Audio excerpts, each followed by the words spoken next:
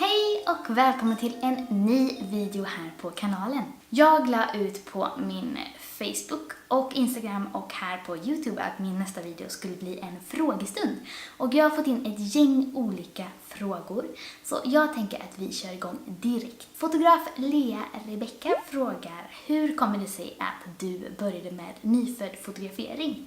Och jag jobbade ju redan som bröllopsfotograf och så såg jag alla de här små söta nyföddbilderna på Facebook och blev verkligen helt kär. Jag kände att det var någonting som jag ville prova mer av, för jag drogs till det här att skapa fina bilder istället för att fota lite mer dokumentärt som man gör på bröllop.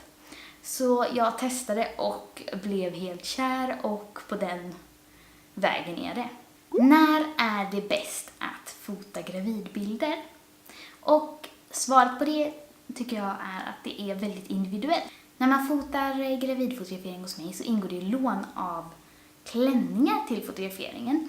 Och många av de här gravidklänningarna har väldigt mycket så här böljande tyger, så då kan det hända att om magen är ganska liten att den försvinner. Så jag tycker det kan vara bra om man har lite större mage så att den syns ordentligt. Men sen beror det också på hur man mår och hur det känns och hur man har det med foglossningar och sådär. Men de flesta brukar väl fotografera mellan vecka 25 och 35 ungefär. Får man ha med stora syskon till bebisen på nyfödd fotografering? Och svaret är ja. Jag tycker jättemycket om att fota familjebilder och syskonbilder. Och även om jag älskar enskilda bilder på bebisen så tror jag att det är bilderna tillsammans som man kommer tycka om allra mest om liksom 10, 50, 100 år. Vad är Kasper för ras? Vi vet inte. Vi har ju 2 katter och vi har köpt båda dem från Bohusläns djurskydd. Så deras kattmammor hittades på gatan dräktiga. Så vi har ju liksom ingen stamtavla på honom eller sådär, och han är ju antagligen bara någon blandning. Hur gjorde du för att marknadsföra dig som fotograf i början? Jag skulle nästan säga att jag fortfarande jobbar på samma sätt. Jag satsade väldigt mycket på mina sociala medier och att få ut mycket bilder, så visa vad jag gör. I början när jag hade några bilder att visa, då bokade jag in väldigt mycket sådana så kallade portfoliofotograferingar. Det vill säga att jag fotograferade för att öva och sen så kunde jag visa upp bilderna på mina sociala medier.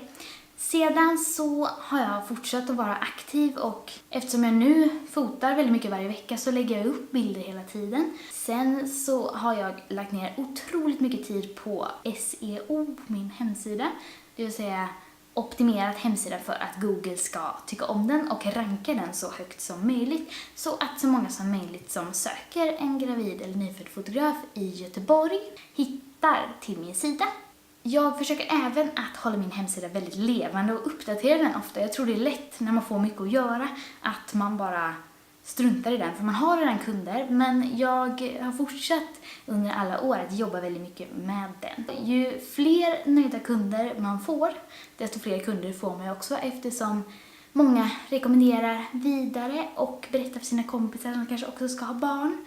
Så till slut kommer det ju ibland hela kompiskretsar och bokar hos mig, och det är ju också jätteroligt.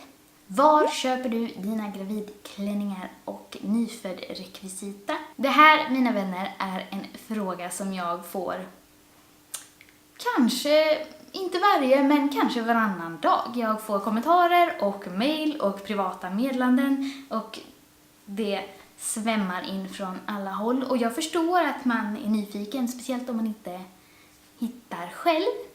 Så därför tänker jag att jag ska passa på att svara på det ordentligt. För det första så tänker jag att jag brukar inte dela med mig av vad jag har köpt specifika klänningar eller saker. För att jag vill gärna att det ska vara exklusivt för mina kunder. Att det ska vara något speciellt när man kommer hit och kunna välja och vraka bland allt jag har i studion. Men jag vill verkligen rekommendera dels att man bara googlar. Om man vill köpa en gravidklänning så kan man för det första bara googla liksom maternity dress eller så. Så poppar det upp jättemånga olika ställen man kan köpa från på internet. Och sen så vill jag även rekommendera att man går in på etsy.com och söker på det man letar efter. Och samma sak när det gäller mycket av nyföddrekvisitan. Där kan man också googla Newborn Photography Prop eller Newborn Photography Wrap eller vad man nu letar efter.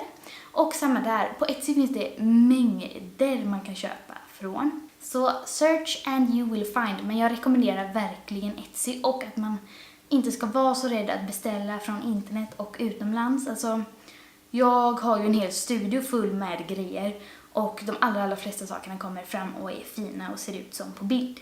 Sen är det klart att man får några rötägg ibland eller att så här, något skulle vara en fin färg som passar mitt varumärke och kom fram ärtgrön eller sådär. Men då har jag passat på och sålt vidare det till en annan fotograf som tyckte om den färgen, så jag tycker inte det är så himla farligt. Om du skulle få barn någon gång, vilken nyfödd fotograf skulle du vilja boka då? Och det här är ju en fråga som jag tänker på då och då, för det är väl inte helt otroligt att det skulle hända kanske någon gång i framtiden, om livet blir som man har tänkt sig. Jag tycker jättemycket om en fotograf. Jag kommer inte ihåg om hon finns i Australien, Nya Zeeland eller USA, men hon heter Naomi Hewitt, så Naomi Hewitt Photography. Och hon tar så otroligt fina bilder. För alltså, jag tycker hon verkar så duktig på att posera bebisar och det blir jag verkligen så imponerad av. Det känns som att varenda bebis kan hon liksom få i perfekt position. Och liksom alla poster som går att göra med varenda en. Så om jag får välja fritt i hela världen så hade jag bokat henne. För att jag tycker att posering på beanbag är liksom underbart och så fint och visar väldigt mycket av bebisen. Även om jag tycker jättemycket om rekvisita. Det var allt för den här frågestunden. Om ni har några mer frågor får ni jättegärna fortsätta att lämna dem i kommentarsfältet. Det var allt för den här frågestunden. Om ni har något mer som ni undrar över får ni jättegärna lämna en kommentar. Glöm inte att tumma upp det här inlägget och prenumerera, så ses vi snart i nästa video.